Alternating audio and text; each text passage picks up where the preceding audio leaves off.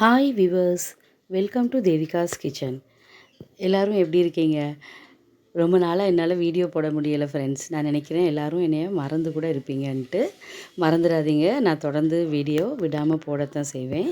கொஞ்சம் எனக்கு போட முடியாத சூழ்நிலைமை, அதனால தான் போட முடியாமல் போயிடுது.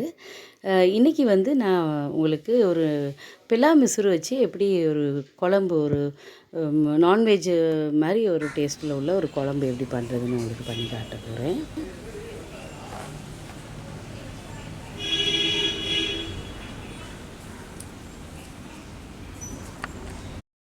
ஒரு இந்த மாதிரி அளவுள்ள பிலா மிசுறு எடுத்துக்கோங்க. இந்த பிலா மிசுறில் நிறைய வெரைட்டி டிஷ்ஷு செய்யலாம். ரொம்ப ஹெல்த்தியும் கூட உடம்புக்கு. ரொம்ப டேஸ்ட்டாகவும் இருக்கும். ஒரு கறி குழம்பு சாப்பிட்ற மாதிரி ஒரு ஃபீலாக இருக்கும். இந்த மாதிரி முள்ளாக இருக்கும் பாருங்கள். இது முத்தின காயாக இருந்தால் அது விரிஞ்சி இருக்கும். இந்த முள்ளுகள் எல்லாம் விரிஞ்சி இருக்கும். இது பாருங்கள், இப்படி இப்படி முள்ளாக இருக்குது. கையில் இந்த கையில் உரசும் அந்த மாதிரி இருக்கும். வாங்க எப்படி செய்கிறேன்னு பார்க்கலாம். ஃபஸ்ட்டு வந்து இந்த பிலா மிசுரை வந்து நம்ம கட் பண்ணிக்கிறணும். இதில் வந்து பிலா பிசுன்னு இருக்கும், அதனால் ரொம்ப கவனமாக கட் பண்ணணும். அந்த கட் பண்ணிவிட்டு அந்த பிசுனை தொடச்சி எடுத்துடணும். இல்லைனா கையெல்லாம் ஒட்டும். கையில் நீங்கள் எண்ணெய் கூட பூசிக்கலாம், இல்லைனா தண்ணியில் தொட்டு நனைச்சிக்கலாம். எண்ணெய் பூசுகிற நேரம் என்ன நடக்கும்னா, அந்த உங்களுக்கு அந்த கை வழுக்கும், கத்தியில் பிடிச்சி வெட்ட முடியாமல் இருக்கும். அதனால் இந்த மாதிரி ஏதாச்சும் வச்சு பிசுனை எடுத்துக்கோங்க. இந்த தேங்காய் நார் வச்சு எடுக்கிறேன், இல்லைனா பேப்பர் வச்சு எடுக்கலாம், துணி வச்சு எடுக்கலாம். தண்ணியை தொட்டு தொடச்சா கூட பெட்டர். எண்ணெயும் தடவிக்கலாம் நீங்கள். ஆனால் எண்ணெய் தடவும் போது கத்தி வழுக்கும். கத்தி பிடிக்கும்போது வழுக்கும். நல்ல ஷார்ப்பான கத்தி வச்சுட்டு இந்த மாதிரி கட் பண்ணிக்கோங்க. முதல்ல இந்த மாதிரி கட் பண்ணி எடுத்துகிட்டு வெளியில் உள்ள தோலை வந்து நம்ம சீவி எடுத்துடணும்.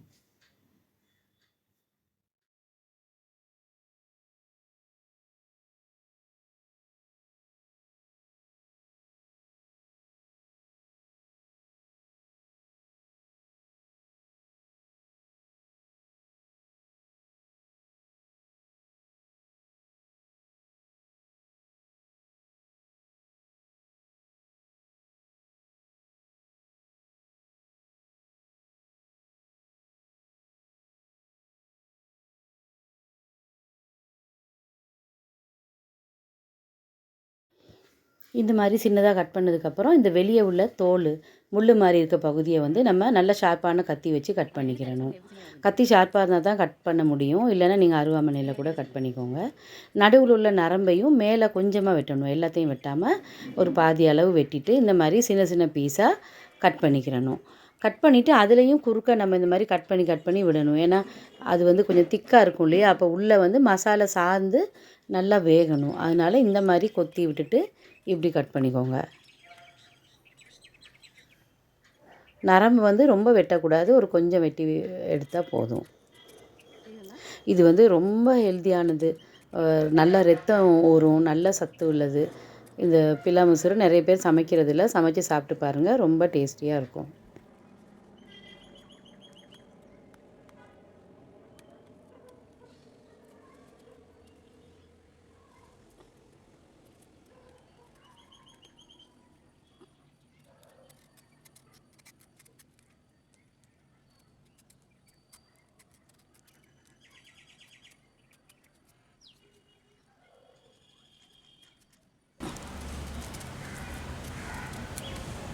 இது பாருங்கள், சேர செடி.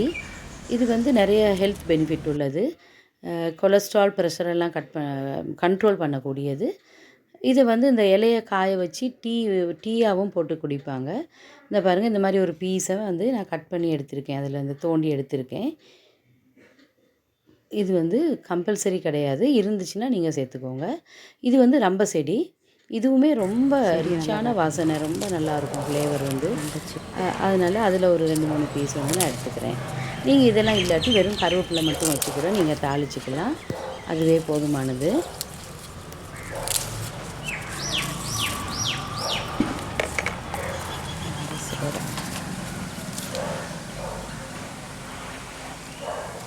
கட் பண்ணுங்க. பிலா முசுரை இந்த மாதிரி நான் கட் பண்ணுற போர்டு இருக்கேன் பாருங்கள். நடுவில் அது ஒரு சின்ன பீஸாக கட் பண்ணி அதில் ஒரு கீரல் போட்டிருக்கேன்.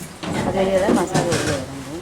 தேங்காய் பால் எடுத்து வச்சுருக்கேன். கட் பண்ணுறது ஒரு தேங்காயோட பால், முதலாம் பால், கட் பண்ண வெள்ளைப்பூடு, குழம்புளி, ஐயோ போர்டு ரஸ், ரம்பை, கருவேப்பிலை, வெங்காயம், ஒரே வெங்காயம் நீங்கள் எடுத்துக்கலாம், தக்காளி, மஞ்சள் பொடி, குழம்பு பொடி, மிளகு பொடி, உப்பு, மிளகு பொடி, அப்புறம் கரம் மசால் பொடி. இப்படி கரம் மசாலா இல்லாட்டி நீங்கள் ஏலக்காய், பட்டை, கிராம்பு அது அவ்வளோயும் சும்மா முழுசாகவே போட்டுக்கலாம். இப்போ இதெல்லாம் சின்னதாக நான் கட் பண்ணி வச்சுருக்கேன். வெங்காயம் வந்து நீங்கள் சின்ன வெங்காயம் இல்லாட்டி பெரிய வெங்காயம் ஏதாச்சும் ஒன்று கூட யூஸ் பண்ணி, பெரிய வெங்காயம் கட் பண்ணிவிட்டு தக்காளி 2 இருந்தால் போதும். யூஸ் பண்ணிக்கலாம். நம்ம வந்து இந்த குடம்புளி சேர்க்கும்போது நிறைய புளிப்பு வரும். குடம்புளி இல்லாதவங்க புளி கூட நீங்கள் ஒரு 2-3 பீஸ் வந்து போட்டால் போதும். இப்போ இந்த கட் பண்ணி வச்ச எல்லாத்தையுமே நான் வந்து இந்த நம்ம பிலா முசுறு கட் பண்ணி வச்சுருக்கோம் இல்லையா, அதில் நான் சேர்த்துக்கிறேன். தாளித்து எல்லாம் சேர்க்க மாட்டாங்க. இது இந்த ஸ்ரீலங்கன் ரெசிபி தான், அந்த மெத்தடில் நான் செய்கிறேன். கடைசியாக கொஞ்சமாக தாளிக்கணும். அதுக்கு முதல்ல இந்த கட் பண்ண காய் எல்லாத்தையும் வந்து இந்த இதில் சேர்த்துறணும். இப்போ வெள்ளைப்பூடையும் அப்படியே சேர்த்துக்கிறேன். குடம்புளி 2 பீஸ் நான் சேர்த்துக்கிறேன். அப்படி குடம்புளி இல்லாதவங்க ஒரு சின்ன ஒரு நெல்லிக்காய் அளவு புளி வந்து அதில் போட்டுக்கோங்க. கருவேப்பிலையில் பாதி போட்டிருக்கேன், பாதி ரம்பையும் இதில் போடுறேன். இன்னும் பாதி வந்து நான் திரும்ப தாளிக்கிறதுக்காக கொஞ்சம் வச்சுக்கிறேன். இதெல்லாம் சேர்க்கும்போது வாசனை வந்து பயங்கர கமகமன்னு இருக்குது. ஏன்னா இந்த வாசனை அந்தளவு பிடிக்கும். இந்த ரம்பை சேரெல்லாம், இந்த லெமன் கிராஸ் எல்லாம் உங்களுக்கு இது இல்லாட்டி அது ஆப்ஷனல் தான், அது விட்டுருங்க. வெறும் கருவேப்பிலை மட்டும் போட்டுக்கோங்க. உப்பு தேவையான உப்பையும் சேர்த்துக்கோங்க. மஞ்சள் பொடி 1/2 டீஸ்பூன், மிளகாய் பொடி உங்கள் காரத்துக்கு ஏற்ப நீங்கள் சேர்த்துக்கோங்க. நான் 1 டீஸ்பூன் சேர்த்துருக்கேன். குழம்பு பொடி 3 டீஸ்பூன் சேர்த்துக்கிறேன்.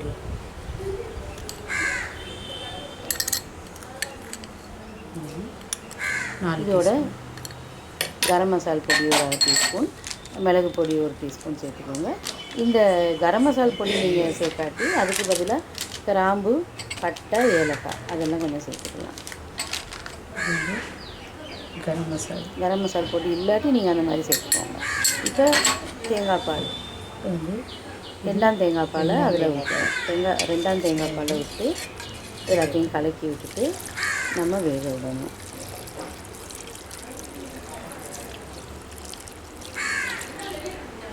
தேங்காய் பால் சேர்க்கும்போது பத்தாட்டி கொஞ்சம் தண்ணியும் சேர்த்துக்கணும்.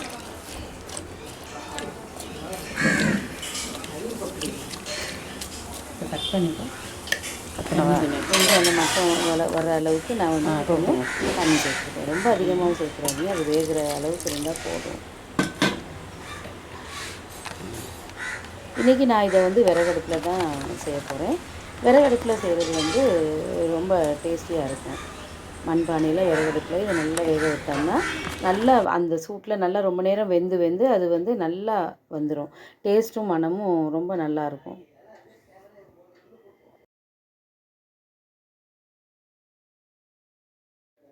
இப்போ நம்மளோட பாருங்கள், இந்த குழம்பு நல்லா வெந்திருக்கு. அதை நீங்கள் நல்லா கிளறி பார்த்துக்கலாம் காய் வெந்துருச்சான்னு. நல்லா பாருங்கள், தண்ணியெல்லாம் வற்றிடுச்சு. நம்ம சேர்த்து தண்ணியெல்லாம் வற்றிடுச்சு, வற்றி நல்லா வெந்திருக்கு. இந்த சமயத்தில் நம்ம என்ன செய்யலாம், அந்த முதலாம் தேங்காய் பாலை இதில் சேர்த்துக்கலாம். அந்த தேங்காய் பாலை சேர்த்துட்டு அதை கிளறி விட்டு நல்லா கொதிக்க விடணும். தேங்காய் பால் முறிய விட்டுறக்கூடாது. முதலாம் தேங்காய் பாலை விடும்போது அந்த தேங்காய் பால் முறிஞ்சிடக்கூடாது. அதை நல்லா சேர்த்து நல்லா கிளறி விட்டுட்டு தேங்காய் பால் முறிய விடாமல் கிளறி விட்டு வேக விட்டுருங்க. நல்லா கிளறி விட்டுருங்க. பால் முறிஞ்சால் டேஸ்ட்டே இருக்காது. இந்த முதலாம் பால் சேர்க்கும்போது அது வந்து முறியக்கூடாது. அதுக்காக தான் அதை நான் கடைசியாக சேர்க்குறேன். கடைசியாக சேர்த்துட்டு பால் முறியாத அளவில் அதை கொதிக்க விட்டுட்டு நம்ம இறக்கிடலாம். இறக்கிட்டு நம்ம வந்து அதை கொஞ்சம் தாளிதம் பண்ணி அதில் சேர்த்துக்கலாம். அவ்வளோதான், நம்ம குழம்பு ரெடி ஆகிடும். பாருங்கள், ஒரு வானொலி அடுப்பில் வச்சு அதில் நான் எண்ணெய் சேர்த்துட்டு வெங்காயம், கடுகு, நம்ம தாளிக்கிறதுக்கு என்ன சேர்ப்போமோ அதெல்லாம் வெங்காயம், கடுகு, வெந்தயம், கருவேப்பிலை அதெல்லாம் சேர்த்துக்கோங்க. என்கிட்ட எக்ஸ்டர்னலாக அது நான் வந்து ரம்பை அதெல்லாம் சேர்த்துக்கிறேன். நீங்கள் அது இல்லாட்டி அதை பற்றி யோசிக்காதீங்க, பிரச்சனை இல்லை. இதை வந்து நல்லா தாளிச்சிட்டு அந்த குழம்புல சேர்த்து நம்ம இறக்கிடலாம்.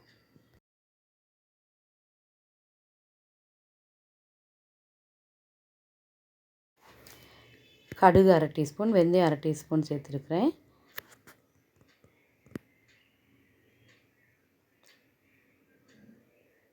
அதோடு நான் வந்து அந்த கருவேப்பிலை ரம்பை அதெல்லாம் சேர்த்துக்கிறேன். சேர்த்துட்டு அது வந்து நல்லா பொரிஞ்சதும் நம்ம குழம்புல சேர்த்துடலாம்.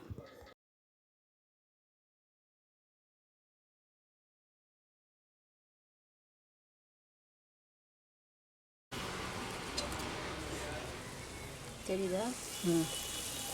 ரம்பை இருந்தனால நான் சேர்த்துருக்கேன். நீங்கள் ரம்பை இல்லாட்டி விட்டுருங்க, கருவேப்பிலையே போதுமானது. இதோட கொஞ்சம் ஒரு கரம் மசாலா ஒரு 1/2 டீஸ்பூன் சேர்த்துக்கிட்டேன். 1/2 டீஸ்பூன் சேர்த்தா போதும். அப்படியே காட்டி. அது ஏலக்காய் பட்டை எல்லாம் போட்டிருந்தீங்கன்னா நீங்கள் அதெல்லாம் சேர்க்க வேண்டிய அவசியம் இருக்காது. இப்போ இந்த தாளியத்தை வந்து நம்ம இதில் சேர்த்துக்கிடுவோம்.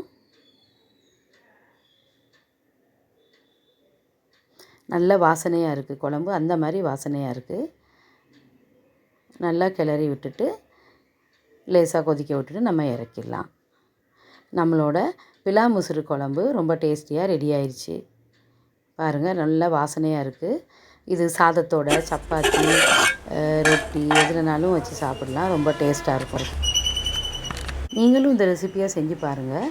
செஞ்சு பார்த்துட்டு பிடிச்சிருந்தா என்னோடய சேனலை லைக் பண்ணுங்கள், ஷேர் பண்ணுங்கள், சப்ஸ்கிரைப் பண்ணுங்கள்.